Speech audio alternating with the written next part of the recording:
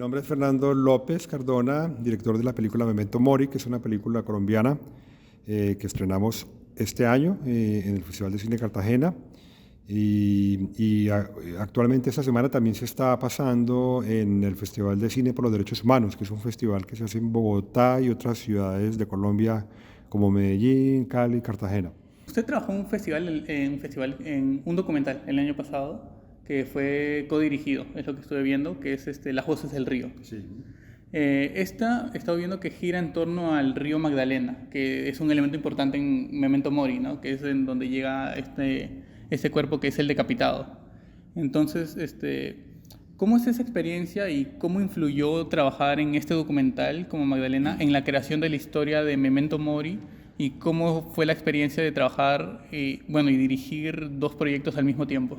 En realidad fue al contrario, digamos, la historia de Memento Mori, como para hacer un resumen breve y concreto, tiene que ver con un fenómeno que fue muy común, como una práctica, como una especie de ritual que se hizo más o menos como durante unos 10, 15 años, entre 1900, finales del siglo XX, digamos, del 98 hasta el 2008, 2010, que era recoger cuerpos del río Nenes, del río Magdalena, y adoptar esos cuerpos.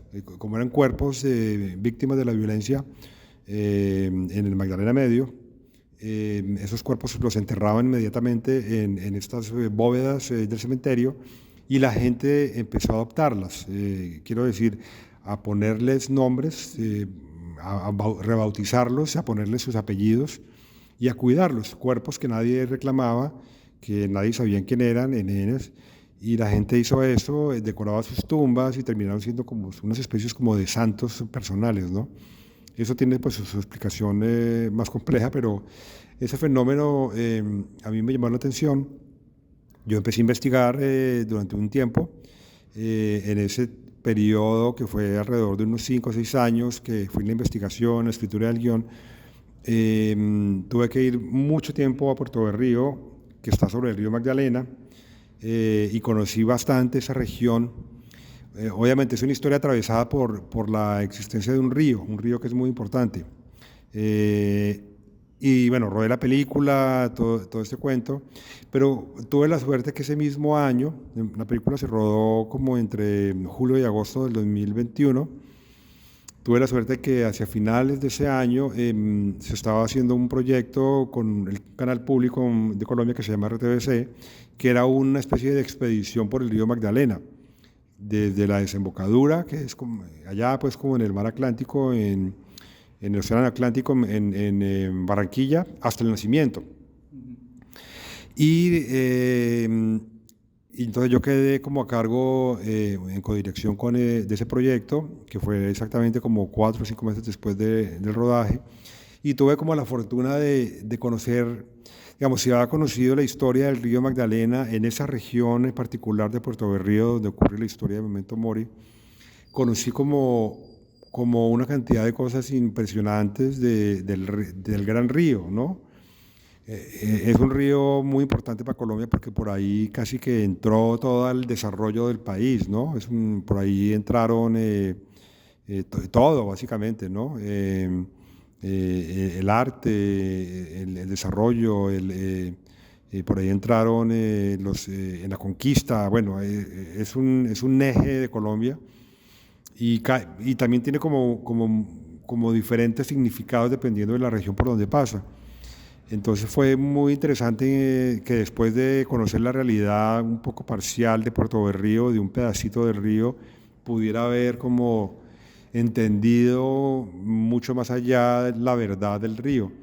De hecho, en el rodaje del documental tuve que volver a Puerto Berrío, poco después de haber filmado la película, y fue como en otra, como en otra verdad, ¿no? Era como saber y haber descubierto más historias del mismo río, quizá no tan crudas ni tan duras como la historia de mi película Memento Mori, pero sí como lo importante que ha sido el río, independientemente digamos, de la historia de muerte, que es mi película, es que por ahí ha pasado de todo, ¿no? Es que el año pasado en el festival también en competencia de ficción se estrenó esta película peruana que es Viaje. Es una película que trabaja mucho en el norte del país, el norte de Perú, en Lambayeque, en un pequeño pueblo, donde se trabaja mucho este tema de religiosidad. Al igual que Memento Mori, sí noto varios elementos de religiosidad y que se desarrollan en un entorno completamente natural. Esto quizás va a un tema más técnico.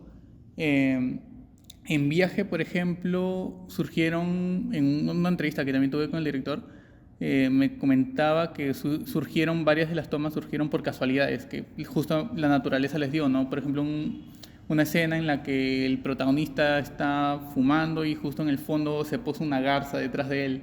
Y bueno, al menos en el tráiler es algo que yo noté también, ¿no? Al final del tráiler veo una especie de insectos, me parece que haciendo como formas de onda, o eran aves haciendo estas formas. Entonces quería saber qué dificultades tuvieron para grabar las escenas de las películas en estos entornos naturales donde, claro, el espacio no es controlado. Hubieron escenas como este grupo de insectos que se muestra en el tráiler. ¿Estas escenas estuvieron planeadas o fueron un regalo quizás de la naturaleza? En realidad no son insectos, sino es una escena que tiene postproducción. Son, en teoría, unos pájaros, ¿no? Unas golondrinas, ¿no? En Puerto Berrío, donde se filmó la película, hay una cantidad impresionante de golondrinas. No hacen esas figuras como tan orgánicas, eso en realidad yo lo vi fue como en otro lugar, pues son como unos estorninos que hacen, lo llaman como una bandada de estorninos, ¿no? Que hacen como estas figuras orgánicas que parecen como un solo cuerpo, que se mueven y danzan. Pero en la película es la apertura de la película, entonces quería armar una imagen fuerte alrededor de, bueno, como cierto misterio de la naturaleza, ¿no? La película sí efectivamente tiene en la película tiene mucha presencia la naturaleza, a pesar de que la historia ocurre como en un lugar rural, un poco más desarrollado, digamos, ¿no? Es un pueblo mediano, donde hay como mucho comercio, pero alrededor sí hay como mucha presencia de la naturaleza, ¿no? Ahí se siente el verde, el río, pues por supuesto, estamos hablando del río Magdalena, que es un torrente de vida, y hay como muchas zonas, digamos, no diría que inexploradas, sino como muchas zonas de mucha vegetación densa. No es la selva, pues, que parece que fuera, pero sí hay como digamos, es una fuerza de la naturaleza que pesa mucho, ¿no? En esa región. Ahorita tú hablabas al comienzo de la otra película, que no la he visto. Sí, o sea, la película tiene como, un poco como la base de la película, es como el sincretismo religioso, ¿no? Que es como esa mezcla entre creencias populares, cristianas, pero también como con cierta peso cristiano, ¿no? De lo espiritual, del cielo, del infierno, bueno, toda esa... todo ese mundo del catolicismo en el que hemos sido criados, eso pesa mucho en la película, ¿no? No, me encantaría haber visto esa película en la que tú estás mencionando. Sí, digamos, hay un tema alrededor de la vida, de la muerte, de temas esotéricos, ¿no? Que uno, o sea, como realidades que uno no entiende, de un supuesto más allá, pero que siempre hay como señales que lo ponen a dudar a uno, ¿no? Está pasando, o los muertos siguen ahí presentes. Son una cantidad como interrogantes que se plantea la película, ¿no? Y en eso cuenta mucho la presencia de la naturaleza. Entonces me preguntabas ahorita, sí, digamos, por fortuna estamos en un lugar de mucha presencia de la naturaleza, pero pues era controlado, digamos. no estábamos metidos en una selva inhóspita, pues estábamos en un río peligroso, pero pues es un río por el que se han navegado pues más de 400, 500 años. Entonces, no, básicamente eso. Esta historia de religiosidad, y para, o sea, para hacerlo visualmente y al momento de crear la historia, ¿cómo se ha ido trabajando? ¿Cuáles fueron sus referencias para crear tanto la historia y para crearla de forma visual? Al momento de empezar a escribir la película, siempre tuve como unos referentes bien puntuales. Yo creo que cuando uno empieza como a escribir un guión, bueno, muy rara, o por lo menos los que tenemos como una formación a veces de cinefilia, ¿no? No somos tampoco tan académicos, siempre pensamos en qué se podría parecer lo que escribimos, la película que queremos hacer. Esos referentes yo los tenía muy claros. Por ejemplo, hay un director que se llama Nuri Bilge Ceylan. Tiene hay una película acá de él, ¿no? De hecho, que quiero verla, que es mañana. Pero hay una película de él que se llama Érase una vez en Anatolia, que tiene esa sensación que intenté manejar en la película, ¿no? Que era como cierto tiempo, a veces como mucho tiempo muerto. Eh, Esa película se trata, del turco, se trata de un hombre que está un grupo de personas que buscan un muerto también, ¿no? En eso se parece un poco a la película. Es como la búsqueda de un personaje muerto.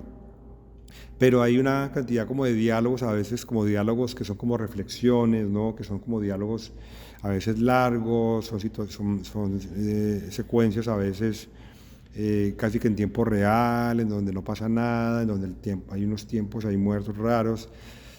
Eso me gusta de este director y era algo que quería como aprovechar en la película, ¿no? La presencia, por ejemplo, de Apichatpong, este director tailandés que tiene sus películas siempre son alrededor como de esa onda como espiritual, ¿no? O sea, como eso que hablabas ahorita, como entre la naturaleza que está como presente, hay como un cierto misterio, es como una atmósfera esotérica siempre, ¿no? De entre la vida y la muerte o entre los dos tiempos, pues. Entonces ahí también, eso también fue como una inspiración fuerte en mi película, ¿no? ¿Qué otras referencias, no? Hay otra que se llama Tráigame la cabeza de Alfredo García, ¿no? Que es una película clásica de culto, un western como de los 70s, que tiene que ver justamente con alguien que está acompañando una cabeza, ¿no? La cabeza de un muerto, como de una recompensa que él quiere cobrar, entonces lo que él lleva para cobrar la recompensa es la cabeza de ese muerto. En el caso de la película, de mi película, sí, es la búsqueda de una cabeza, ¿no? Pero es una cabeza para devolverle la dignidad a un muerto, ¿no? Hay una cantidad de referentes que yo creo que podrían ser muchísimos y aquí podría pasarme muchos minutos tratando de enumerarlos, ¿no? Pero creo que esos son como los principales.